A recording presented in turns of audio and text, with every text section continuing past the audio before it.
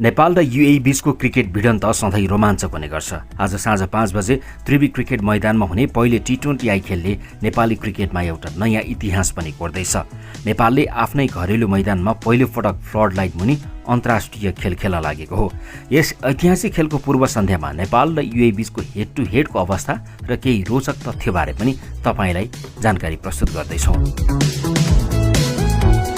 नेपाल र युएई बीच अहिलेसम्म भएको भिडन्तको तथ्याङ्क हेर्दा नेपाल झिनो अन्तरले अगाडि देखिन्छ। अहिलेसम्म यी दुई टोली बीच कुल 11 खेल भएका छन्, जसमा 6वटा खेलमा नेपालले बाजी मार्दा 5 खेल युएईले आफ्नो पक्षमा पारेको छ। तथ्याङ्कमा नेपाल अगाडि भए पनि त्रिवी मैदानको रेकर्ड भने नेपालको पक्षमा देखिँदैन। कीर्तिपुरमा भएको एक मात्र टी20 खेलमा युएईले नेपाललाई स्तब्ध पारेको थियो। त्यसैले आज नेपाललाई घरेलु मैदानमा बदला लिने सुवर्ण अवसर पनि छ। नेपालले टी20 का लागि नयाँ कप्तानका रूपमा दिपेन्द्र सिंह ऐरीलाई जिम्मेवारी दिएको छ। दिपेन्द्रको कप्तानीमा नेपालले खेल्न लागेको यो पहिलो खेल पनि हो।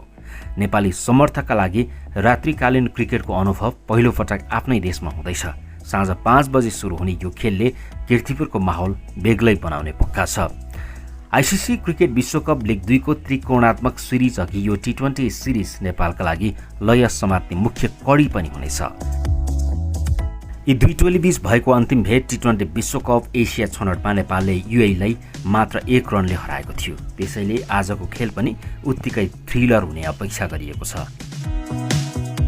के नेपालले आज नयाँ कप्तान र नयाँ फ्लड लाइट मुनि युएईलाई हराउन सक्ला?